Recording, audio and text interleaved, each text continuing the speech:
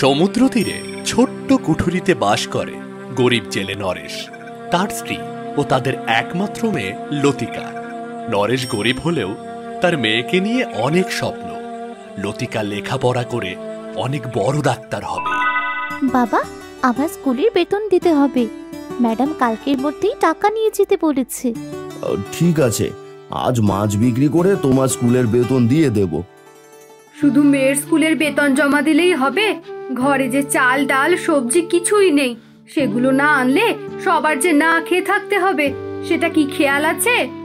একদিন না খেয়ে থাকতে হয় থাকবো, কিন্তু মেয়ের পড়াশোনা তো থামিয়ে রাখা যাবে না। ওকে যে ডাক্তার হতেই হবে। আমরা না হয় না খেয়ে থাকলাম, কিন্তু তোমার মেয়েকে কি না খাইয়ে রাখতে পারবে? না, আমার ছোট মেয়েকে কি করে না খাইয়ে রাখবো? তাহলে যেটা আগে দরকার সেটা নিয়ে ঘরে ফিরো। এখানে আগে পড়ে কি আছে, দুটোই তো দরকার। তুমি চিন্তা করো না, আজকে বেশি করে মাছ ধরে সবকিছুরই ব্যবস্থা করব। কিন্তু বেশি করে মাছ ধরতে হলে তো তোমাকে গভীর সমুদ্রে যেতে হবে। তোমার নৌকার যে অবস্থা, একটু বড় ঢেউ হলে তো ভেঙে চুরে কিছুই থাকবে না। ওইসব ভাবলে কি চলবে? এখন টাকার দরকার, গভীর সমুদ্রে যেতেই হবে। তাহলে তাড়াতাড়ি বাড়ি ফিরে এসো, তোমাকে নিয়ে আবার চিন্তায় থাকতে হবে। হ্যাঁ হ্যাঁ, তাড়াতাড়ি চলে আসবো, এবার যাই।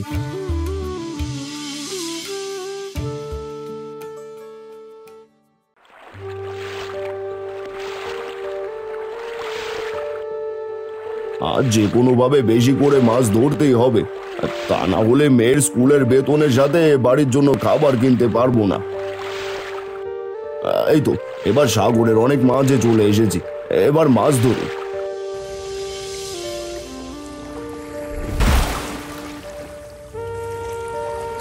যাক, কয়েকটা মাছ উঠেছে। এভাবে উঠলে আর চিন্তা করতে হবে না, সবকিছুরই ব্যবস্থা হয়ে যাবে। এ কি, এতক্ষণ সাগর শান্ত ছিল, হঠাৎ এমন বড় বড় ঢেউ আসছে কেন? আকাশটাও কেমন জানি কালো হয়ে যাচ্ছে। না না না না, আমার এই ভাঙা নৌকা নিয়ে মাঝ সমুদ্রে থাকা যাবে না, আমাকে এখনই চলে যেতে হবে। এ কি, এত তাড়াতাড়ি এমন ঝড় উঠলো কিভাবে? এখন পাড়ে ফিরে যাওয়াই তো কঠিন হয়ে পড়বে। না না না না, আমাকে যেভাবে হোক পাড়ে যেতেই হবে, তা না হলে এই ভাঙা নৌকায় ঢেউয়ের সামনে বেশিক্ষণ টিকতে পারবে না।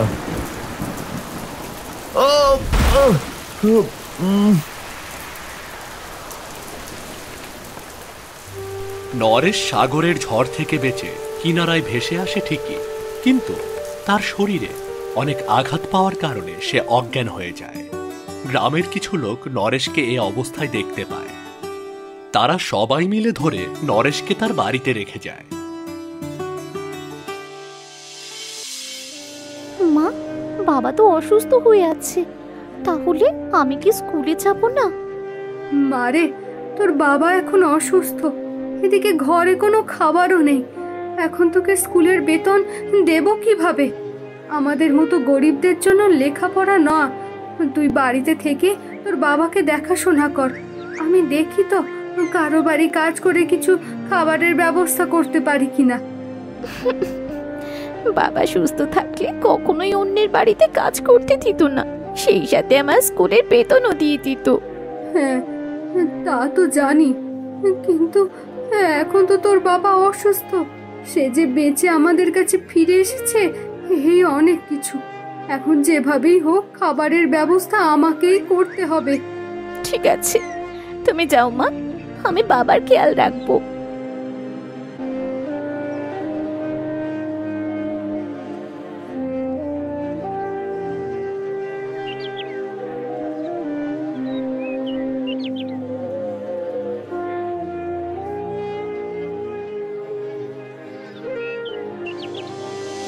মোড়ল সাহেব, একটা বিপদে পড়ে আপনার কাছে এসেছি, আপনি যদি একটু সাহায্য করতেন।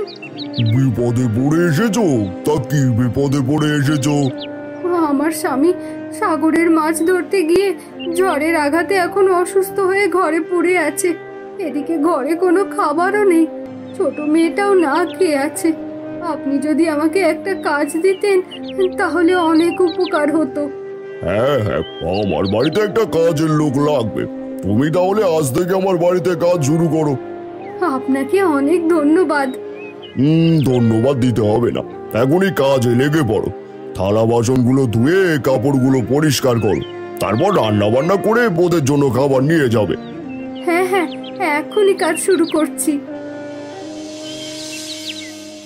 এভাবে কিছুদিন চলে যায়। জরিনা মোড়লের বাড়ির কাজ করে কোনো মতে সবার জন্য খাবারের ব্যবস্থা করছিল। এখন নরেশ কিছুটা সুস্থ, কিন্তু তার মাছ ধরার নৌকা তো ভেঙে গেছে। তাই সে অসহায় হয়ে বাড়িতে বসে আছে, কি করবে ভেবে পাচ্ছে না। বাবা, মা মোড়লের বাড়িতে কাজ করে কোনো মতো সংসার চালাচ্ছে। আমার তো লেখাপড়াই বন্ধ হয়ে গেছে। আমি যদি অন্যের বাড়ি কাজ করি তাহলে আমাদের সংসারটা একটু ভালো চলতো। এসব কি বলছিস তুই? তুই আমার স্বপ্ন, তোকে যে লেখাপড়া করতেই হবে। তুই অন্যের বাড়িতে কাজ করবি তা কি করে হয়? কি কপাল আমার, আমি থাকতেও তোদেরকে এত কষ্ট করে থাকতে হচ্ছে। না পারছি তোদের খাবারের ব্যবস্থা করতে, না পারছি তোর লেখাপড়ার ব্যবস্থা করতে। দুঃখ করো না, তুমি এখনো অনেকটাই সুস্থ। ইচ্ছে করলে সাগর থেকে মাছ ধরতেই পারো। কিন্তু কাকা, সাগর থেকে তো মাছ ধরতে হলে নৌকা জাল লাগবে। কিন্তু আমার যে ভাঙা নৌকা ছিল সেটাও তো আর এখন নেই, তাহলে মাছ ধরবো কি করে? আমি তো সব জানি, কিন্তু আমার কাছে একটা বুদ্ধি আছে। তুমি যদি কিছু কলা গাছ দিয়ে একটা ভেলা তৈরি করে সেটা নিয়ে সাগরের আশেপাশ দিয়ে মাছ ধরো, তাহলে তোমার পরিবারের একটু উপকার হবে। হ্যাঁ, আপনি ঠিকই বলেছেন, আমি তাই করব। আজই কলা গাছ দিয়ে একটা ভেলা তৈরি করব। হ্যাঁ হ্যাঁ, তাহলে আর দেরি করো না, এখনই ভেলা তৈরির কাজ শুরু করে দাও।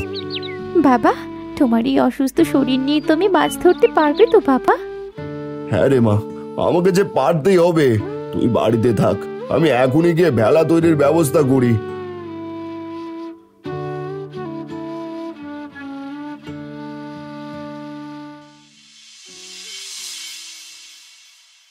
এরপর নরেশ কলা গাছ দিয়ে একটা ভেলা তৈরি করে সাগরের অগভীর জলে মাছ ধরতে শুরু করে।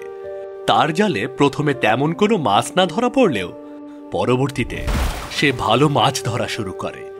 এভাবেই কিছুদিন চলে যায়। নরেশ ধীরে ধীরে তার সংসারের দায়িত্ব বুঝে নেয়। একদিন নরেশ তার ভেলা নিয়ে জলে মাছ ধরছিল।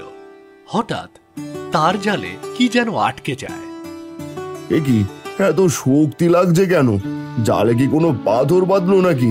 না, যে করে হোক টেনে তুলতেই হবে। এই একটা মাত্র জাল আমার, এটা হারিয়ে ফেললে আর মাছ ধরতে পারবো না।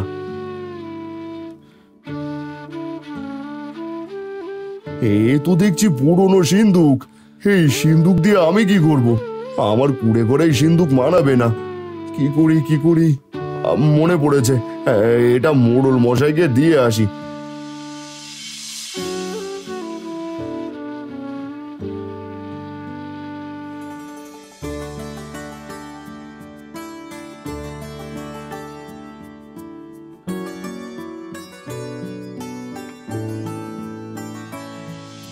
মোড়ল সাহেব, সাগর পাড়ে আমাদের জেলেদের অবস্থা এখন খুবই খারাপ।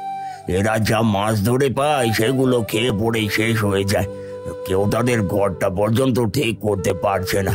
আপনি যদি সবাইকে একটু সাহায্য করতেন তাহলে সবাই ভালোভাবে চলতে পারত। আমি একাকি কখনো তোমার ভাগ্য বদলাতে পারবো? তোমাদের ভাগ্য তোমাদেরকে পরিবর্তন করতে হবে। সবাইকে বেশি বেশি করে মাছ ধরতে বলো। সেজন্যই তো আপনার কাছে আসা। বেশি বেশি মাছ ধরতে হলে বড় নৌকা নিয়ে মাছ সাগরে যেতে হয়, কিন্তু বড় নৌকা আমরা কোথায় পাবো? আপনি যদি সাহায্য করতেন তাহলে হয়ে যেত। এখন তো আমার হাতে কোনো পয়সা নেই। আপাতত তোমরা এভাবেই মাছ ধরো, পরে যদি পারি তাহলে তোমাদেরকে সাহায্য করব। ঠিক আছে, তাহলে আমরা তাই করি। কিরে নরেশ, তুই এই পুরনো জং ধরা সিন্দুক এখানে নিয়ে এসেছিস কেন? ভাবলাম এই সিন্দুকটা আমার ঘরে থাকলে মানাবে না, তাই আপনার কাছে নিয়ে আসলাম। এগুলো সব এমন ধনী বাড়িতেই মানায়। তা তুই ঠিকই বলেছিস, কিন্তু অমন জং ধরা মরচে পড়া সিন্দুক আমার চাই না। যা যা যা, তুই ওটা নিয়ে যা।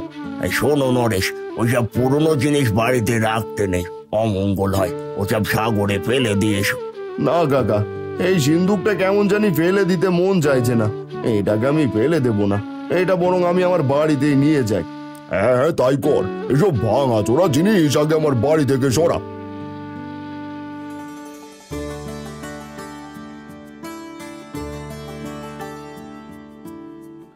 তাহলে এবার আমরাই যাই। আপনি একটু গরিব ছেলেদের কথা ভাববেন। হ্যাঁ হ্যাঁ, ও নিয়ে তোমরা ভেবো না। যাও যাও যাও, যে যার মতো কাজ করো, যাও।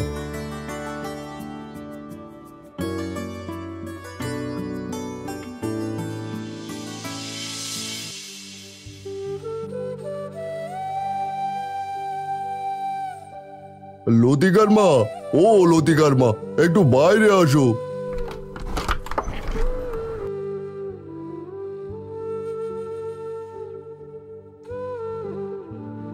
কি হয়েছে, এমন ভাবে ডাকছো কেন?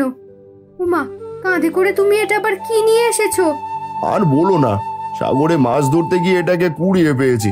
ভেবেছিলাম আমার মতো গরিবের বাড়ি এসব মানাবে না, তাই মোড়লকে দিতে গিয়েছিলাম, কিন্তু পুরনো জং ধরা বলে মোড়ল নিল না, তাই ভাবলাম নিজের ঘরে রেখে দেব।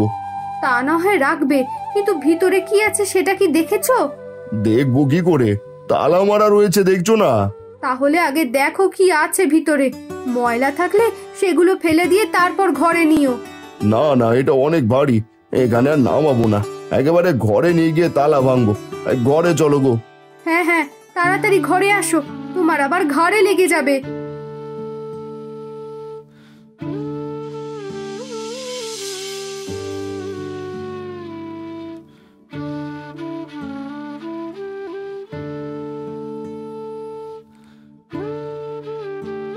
এটা কি নিয়ে এসেছো বাবা? কি আছে এর মধ্যে? এর ভেতর ময়লা আবর্জনা ছাড়া আর কি থাকবে রে মা? বাবা, আমি রূপকথার গল্প শুনেছি, সাগরে পাওয়া সিন্ধুকে নাকি অনেক গুপ্তধন থাকে। খুলে দেখো, সেখানে মূল্যবান কিছু থাকতে পারে বাবা। আমাদের মতো গরিবের কপালে ওসব থাকে না রে। দাঁড়া, খুলে দেখছি, দাও হাতুড়িটা, দাও দেখি।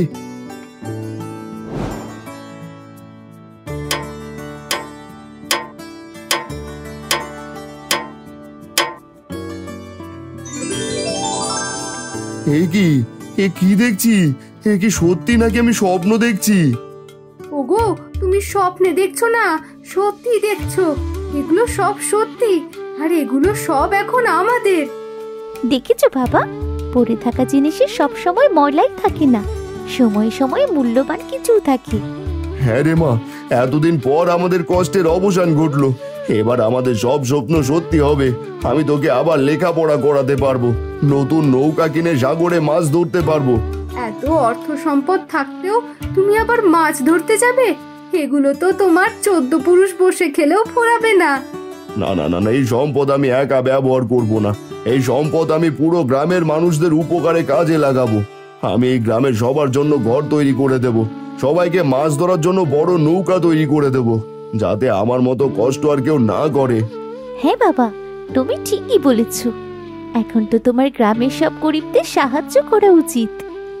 সে সেই সম্পদ বিক্রি করে গ্রামের গরিবদের ঘর তৈরি করে দেয়, তার সাথে সবার জন্য বড় বড় নৌকা তৈরি করে দেয়, যাতে সবাই গভীর সমুদ্রে গিয়ে বেশি বেশি মাছ ধরতে পারে। নরেশের এমন মন মানসিকতা দেখে গ্রামের সবাই অনেক খুশি হয়, আর তারা প্রাণ ভরে নরেশের জন্য দোয়া করে। এরপর গ্রামের সবাই সুখে শান্তিতে বসবাস শুরু করে। নরেশ অনেক সম্পদের মালিক হয়েও তার অতীতকে ভুলে যায় না।